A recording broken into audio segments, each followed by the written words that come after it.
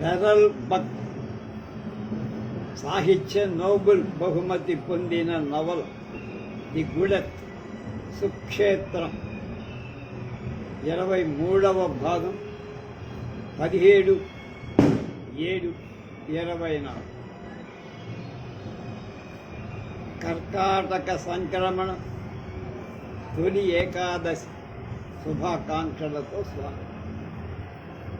23వ అధ్యాయం.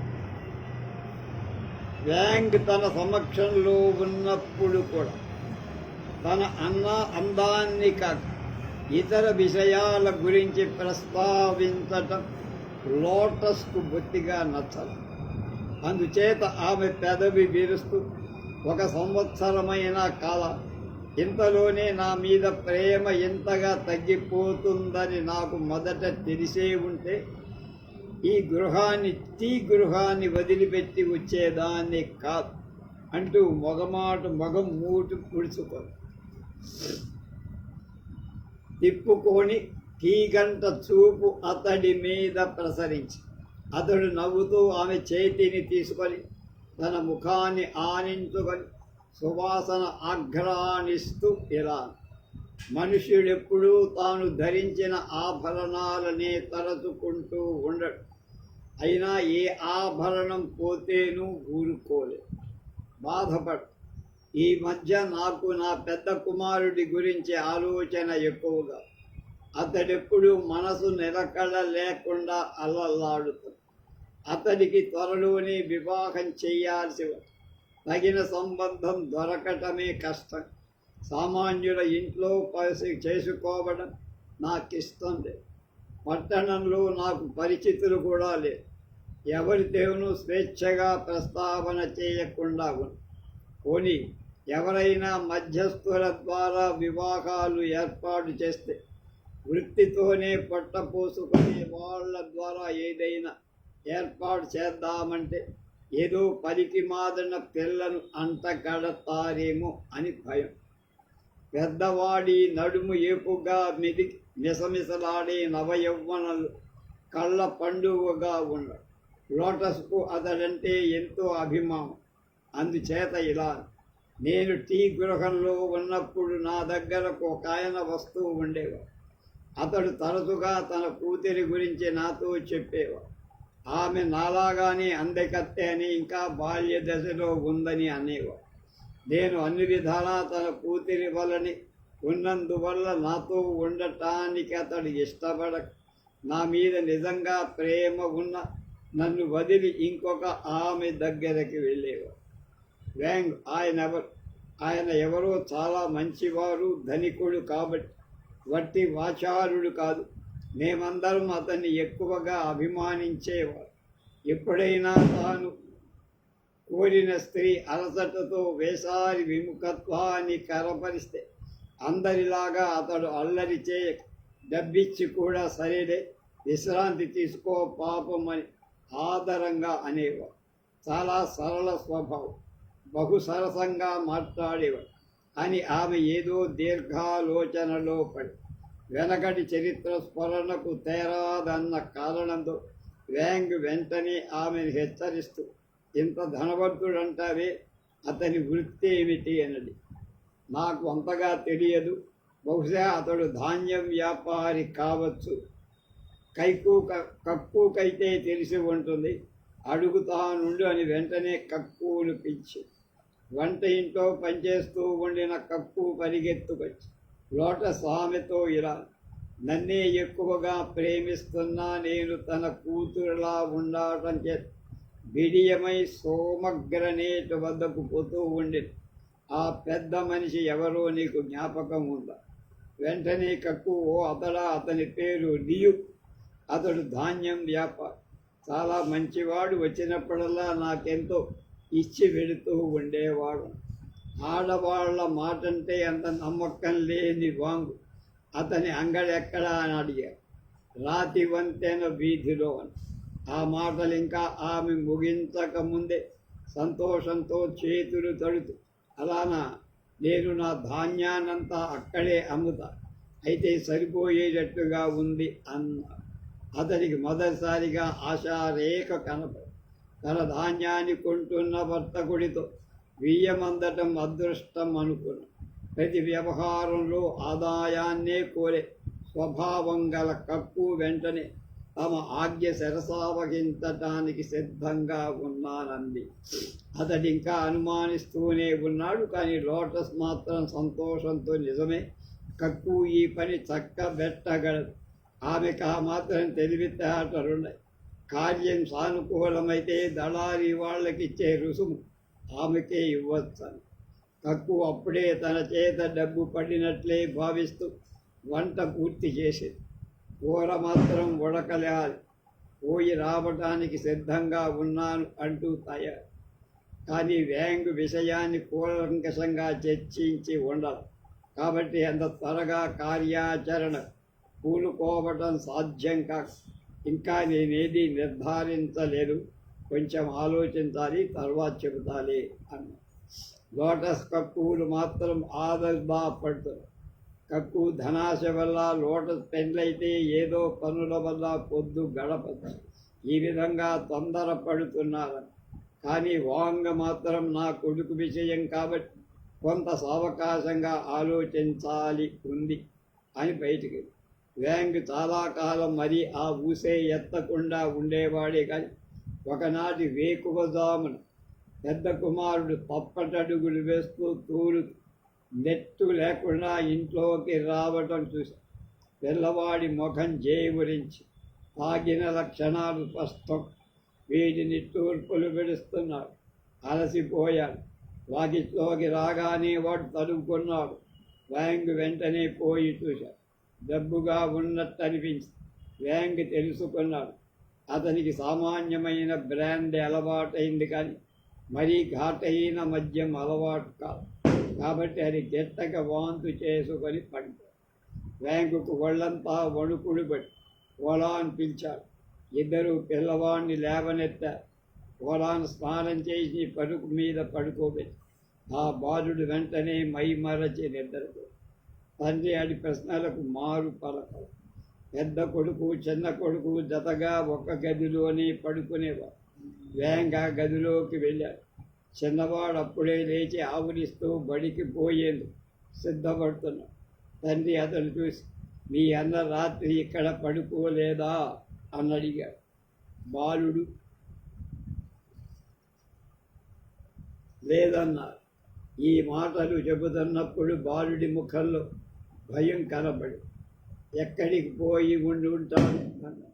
పిల్లవాడు పెదవి ఉట్టలు. వ్యాంగు వాడి మీద చెయ్యి వేసి, అంతా చెబుతావా లేదా అని గమాంతంగా ఊపాడు. వాడికి భయమైంది. పెద్దగా విక్కెత్తేడుతూ, నీతో చెబితే అన్న నన్ను చంపేస్తానన్నాడు. సూది కాల్చి వాత పెడతానన్నాడు. ఊరకుంటే డబ్బిస్తాడన్నాడు. వెంటనే వాము చచ్చు వెద ఉన్నదంతా చెప్పు త్వరగా అని తొందర. చెప్పకపోతే చంపేస్తాడన్న భయంతో ఇక లాభం లేదు. కానీ నీ పెదతండ్రి కొడుకుతో కూడా అన్న 3 రాత్రులుగా ఇలాగే వెళుతున్నాను నాయన, ఎక్కడికో మాత్రం తెలియదు. వెంటనే పిల్లవాడిని విడిచిపెట్టి వ్యాంగు చిన్నాయన కొడుకు దగ్గరకు వెళ్ళి వాడు కూడా తన కొడుకున్న స్థితిలోనే. అతడి కంటే పెద్దవాడు కాబట్టి ఎక్కువ అలవాటుగా ఉందనిపించింది. వాడు వాటితో కర్కశ స్వరంతో, నా కొడుకుని ఎక్కడికి విడిచిపోయావు అడిగాడు. ఆ యువకుడు, అతన్ని ఎవరూ పిలుచుకుపోవాల్సిన పని లేదు, స్వయంగానే వెళ్ళగలడు అన్నాడు. వ్యాంగు అతడి భయపెట్టు చెప్పక తప్పదని హెచ్చరించి వాడు హ్యాంగుల పెద్ద ఇంట్లో కాపురమున్న వేశ్య దగ్గరకు వెళ్ళాడు అన్నాడు. ఆ మాటలు విని పడగానే వ్యాంగ్ గాఢంగా నెట్టవచ్చు. ఆ వేశ్య విషయం అతనికి బాగా తెలుసు. ఆమె పడుపు వృత్తిలో అందవేసిన చెయ్యి యవ్వనం జారింది. బీదాబిక్కి చెల్లర జనం తప్ప ఇప్పుడు ఆమెను ఎవరు కన్నెత్తి చూడరు. ఏ కొంచెం ఇచ్చినా అందుతోనే తృప్తిపడి వారికి ఆమె శరీరాన్ని అప్పగిస్తారు. అట్లాంటి ఆమె ఇంటికి తన కుమారుడు పోయాడని వినగానే అతడి మనస్సు చిగుక్కుంది. భోజనం కూడా చేయకుండా గబగబా ఆమె ఇంటికి. ఆ ఇంటి వాకులు తెరిచే ఉన్నాయి. లోపలికి ప్రవేశించాడు. ఇంట్లో గదుల్లో సామాన్యులందరూ బాడుగలిచ్చే కాపురం ఉన్న ఇల్లంతా రోత, ఎక్కడి చెత్త అక్కడి. అతడు దేన్ని గమనించరు.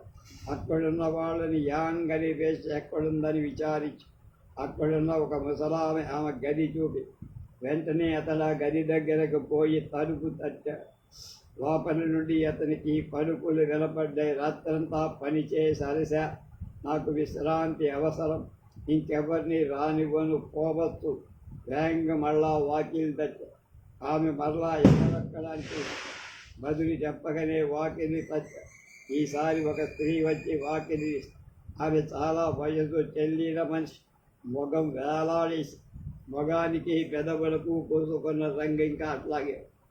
ఆమె వచ్చి ఇతనితో మళ్ళా రాత్రి వరకు నేను ఎవరిని రానివ్వను, అవసరం ఉంటే నేటి రాత్రి పొద్దెక్కిన తర్వాత రావచ్చు, ఇప్పుడు మాత్రం సాధ్యం కాదు, నేను పడుకోవాలని. ఆమె మాటలే అసహ్యంగా తోచి అతడు అడ్డు వచ్చి నీ కోసం నేను రాలా, నీ వంటిది నాకు అక్కర్లేదు కూడా, కానీ నా కుమారుడి కోసం వచ్చి. సరే, నీ కొడుకు సమాచారం ఏమిటో చెప్పాను. కింద రాత్రి ఇక్కడే వాడు వచ్చాడు. నిన్నటి రాత్రి ఎందరి కొడుకులో ఇక్కడికి వచ్చారు. వారిలో నీ కొడుకు ఎవడో కొంచెం ఆలోచించి చెప్పు. చిన్నపిల్లాడు, వయస్సుకు మించిన పొడగది, ఇప్పుడిప్పుడే యవ్వనంలో కాలు పెడుతున్నా, ఆడదాన్ని కోరే స్థితిలో ఉన్నాడని నేను కలలో కూడా అనుకో.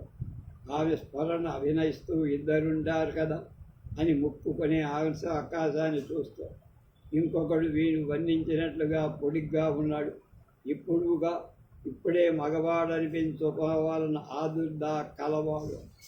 అవును, వాడే అన్నాడు. సరే, నీ కొడుకు విషయం ఏమిటి? ఈసారి అతడి ఇక్కడికి వస్తే రానియ్యదు, ఏదో సాగు చెప్పి వెనక్కి పంపు, వాడిచ్చే డబ్బు ఇబ్బడిగా నీకిస్తాను. ఆమె మాటలు నవ్వుతూ, వట్టి మాటలకు ఎవరొప్పుకుంటారు, తేరగాని వచ్చిస్తామంటే వద్దనే వాళ్ళు ఉంటారా? సరే, అలానే చేస్తా. ఇప్పుడు మాట అతని వద్ద మూట తీసుకొని ఇంటికి పోయి కక్కుతో, సరే నువ్వు చెప్పినట్టే గింజల వర్తకుడి వద్దకు పోయి సంబంధం కుదుర్చుకురా, ఈడు దోడు సరిగా ఉంది, కుదిరేట్టు ఉంటే వరదక్షిణ కూడా ఎక్కువ అక్కర్లేదని. వెంటనే అతడు కొడుకున్న గదికి పోయి యవన శోభతో మిసమిసలాడే వాడి శరీర వైభవాన్ని చూశాడు. వడాన్ కూడా అక్కడికి వచ్చి పిల్లవాడి శరీరం మీద చెమటంతా మెల్లగా తుడిచి వేలుకోలేదు. వాడు బ్యాంగు లేచి తన చిన్నాయన గదిలోకి పోయి అతని కొడుకే కదా అని తన కుమారుడిని పాడు చేస్తున్నాడని కోపంతో అతడి హృదయం సలసల కాగి, చిన్నాయనే కదా,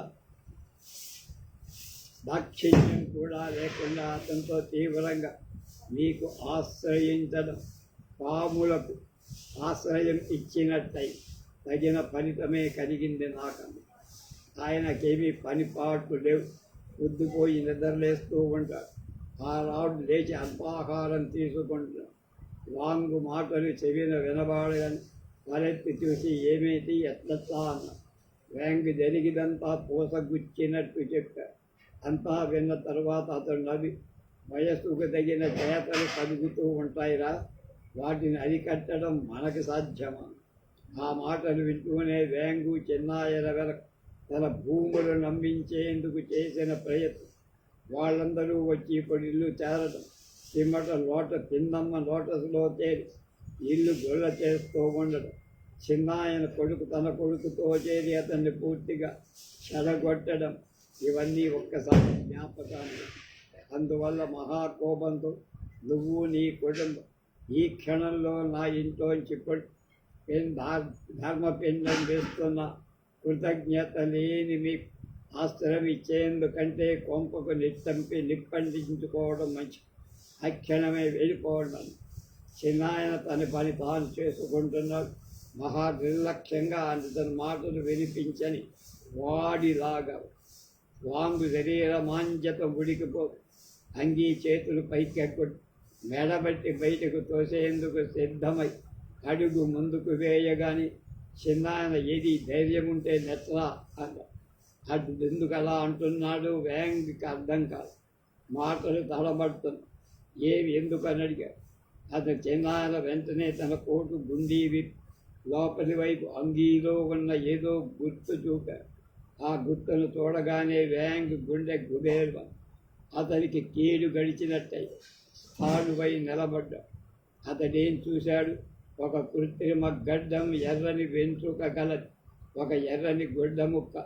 వీటి దర్శనంతో అతని కోపమంతా మంచులాగా కరగిపోయి నిశ్చేష్టుడై వణుకుతూ నిలబడి పైన పేర్కొన్న గుర్తులో దొంగల గుంపులో ఉన్న వాళ్ళకి మాత్రమే ఉంటాయి.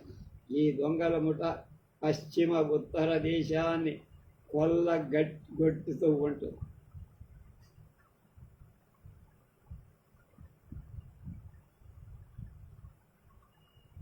అంటే వాయువ్యం. ఇలా ఎన్నో ఏళ్లను పరశురామ ప్రీతి కావించి ఎందరో అమాయక స్త్రీలను ఎత్తుకొని పోయి రైతులను ఎవరి ఇళ్లలో వాళ్ళని కట్టేసి ఉన్నదంతా ఊడ్చుకుపోయి ఇన్ని కిరాతక రాక్షస చర్యలు ఈ దొంగల ముఠా కాదు. అలాంటి గుంపులో తన చిన్నాయన ఒకడు కాబట్టి ఈ గుంపులను చూసిన వెంటనే వ్యాంగ్కి విశ్రాంతుడై ఎదుట నిలవకుండా వైదొలగిపోయి చిన్నాయన చిరునవ్వు నవ్వి తన పనిలో తాను నిమగ్నమై తాను అలాంటి సుడిగుండల్లో తగులుకున్నాడు. వ్యాంగ్కు అప్పుడు అర్థమై ఇలా అవుతుందని అతను కలలో కూడా అనుకో. అతని చిన్నాయన ఎప్పటిలా తనకు వచ్చిపోతున్నాడు. కానీ అతనితో వాంగ్ ఇప్పుడు దోసుగా మాట్లాడు. ఏమంటే ఏం వస్తుందో అనే భయం. కరువు కాలంలో ఎందరో కూటికి లేక చస్తున్న వ్యాంగ్ మంచి స్థితిలో ఉన్న అతని ఇంట దొంగలు రాల. దొంగల భయంతో అతడెంతో జాగ్రత్తగా ఉండేవాడు. తాను ధనవంతుడైన బయటికి అలా కనపడకుండా తిరుగుతూ ఉండేవాడు. దొంగలు మాత్రం అతని ఇంటి వైపుకి ఎప్పుడు కన్నెత్తి చూడరు. దేవుడే తన్ను వాళ్ళ బారి నుంచి కాపాడుతున్నాడని అతడి తలం. తానే అదృష్టవంతుడు అనుకున్నాడు. రాను రాను తన ఉన్నతికి తన అదృష్టమే కారణం. కానీ ఏ దేవుడు కాదన్న తలంపుతో దేవుణ్ణి కూడా మన్నించటం మానేస్తాడు. కానీ ఇప్పుడు తానంత నిరపాయంగా ఉండటానికి కారణమేమో వాడికి అర్థమైంది. తన చిన్నాయన తన ఇంట్లో ఉన్నంతసేపు తనకు శ్రీరామ రక్ష, తన సిగ పువ్వు వాడు. ఈ విషయం అతడు గ్రహించాడు. దీన్ని తలచుకున్నప్పుడల్లా ముచ్చెమటను పోసి శరీరం చల్లవై. చిన్నాయన విషయం ఎవరితో అనుకోవటానికి కూడా లేదు. ఇల్లు వదిలిపోయే విషయం చిన్నాయనతో మళ్ళీ ఎప్పుడూ ప్రస్తావించడం. అతని భార్యకు ఏవైనా కట్టురునాలు డబ్బులు కూడా ఉదారంగా ఇచ్చాడు. తన కొడుకు మీద మాత్రం పూర్తి దృష్టి ఉంచి చీకటి పడ్డాక ఇల్లు దాటి పోనివ్వట్ల. పిల్లవాడికి ఎందువల్ల చిరాకు కలిగి అందువల్ల అతడు చిన్నపిల్లను అకారణంగా కొట్టేవాడు తమ్ముడు. సంసారంలో చిక్కులతో వ్యాంగ్కు మెదడు అల్లల్లాడిపోతుంది. ఏదో ఒక సంసారం గొడవతో అతడెప్పుడు తల గొక్కుంటూనే ఉంది. ఒక్కొక్కప్పుడు చిన్నాయన ఇంటి నుండి తరమగొట్టి కాపురాని పట్టణానికి మారిస్తే బాగుంటుందేమో అని. అక్కడైతే దొంగల భయం ఉండదని భావం. కానీ రోజు పొలంలో పనికైనా రావాలి. అప్పుడు తనకు దిక్కెవరు? ఎప్పుడైనా మరీ చెడ్డకాలం వస్తే పట్టణంలో ఉన్న దొంగల బారి పడాల్సిందేగా అని అనుకుని తన పినతండ్రి ప్రభుత్వానికి పట్టిస్తే మంచిదేమో. పినతండ్రి కనుక అయితే తన మాటను నమ్మేవాళ్ళకు ఒకవేళ నమ్ముతారని అనుకున్న ఆ మాట దొంగలకు తెలిస్తే పగ సాధించక ప్రాణాలతో వదులుతారు.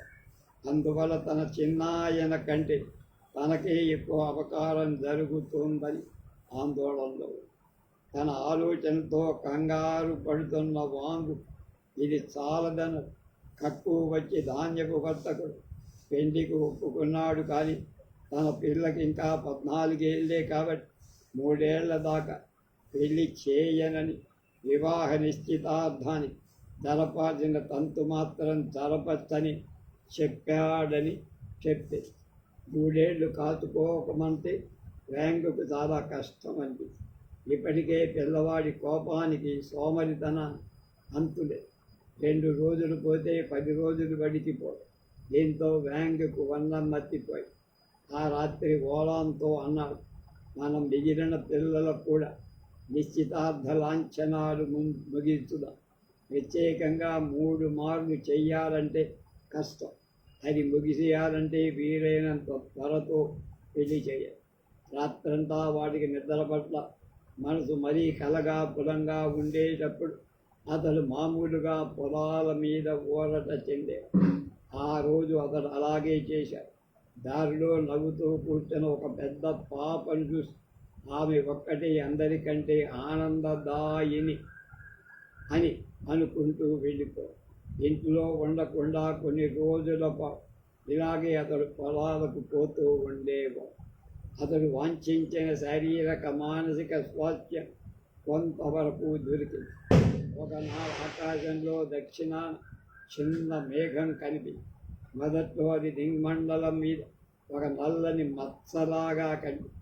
అది మేఘ శకలాలలో అక్కడక్కడ చెదిరిపోక ఒక్కతోటనే ఉన్న ఆ నలుపు కొంతకాలం విసనకర్రలా విశాలంగా విస్తరించి ఊళ్ళో వాళ్ళందరూ దాని వైపు చిత్రంగా చూస్తారు.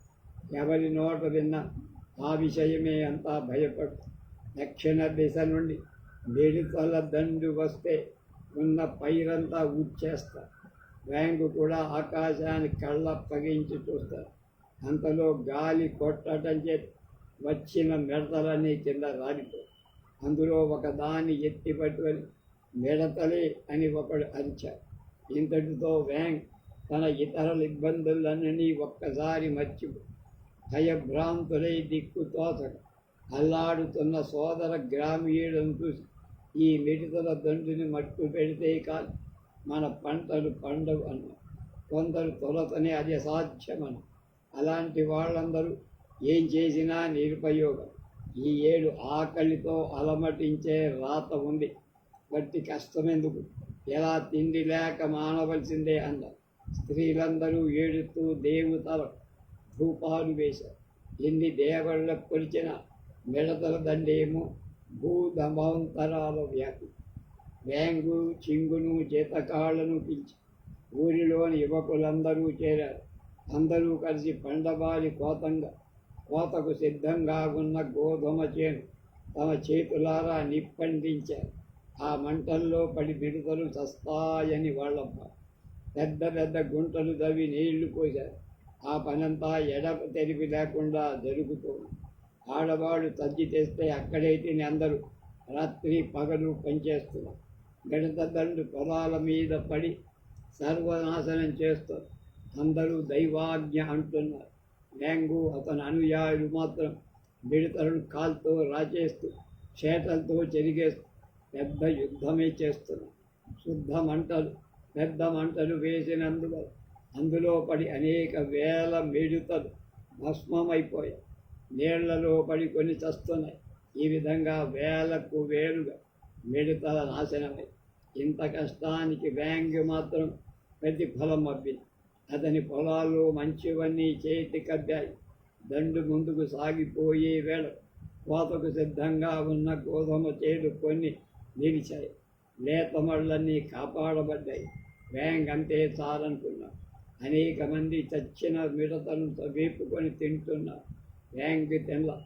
ఇంటిలోని వాళ్ళు కూడా తింటున్నా అతడు వాడి జోలికి పోయి. మిడతల దండు రాకతో వ్యాంగ్ వారం రోజు అన్ని కష్టాలు మర్చాడు.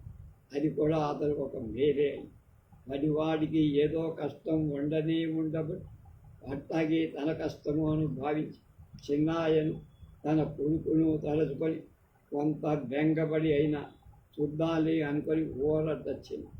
ఇంతలో గోధుమ కోతలు పూర్తయ్యాయి. వానలు రావటం చేత మళ్ళీ దున్ని నాటు వేశారు. ఎండాకాలం వచ్చి 24వ భాగం రేపు.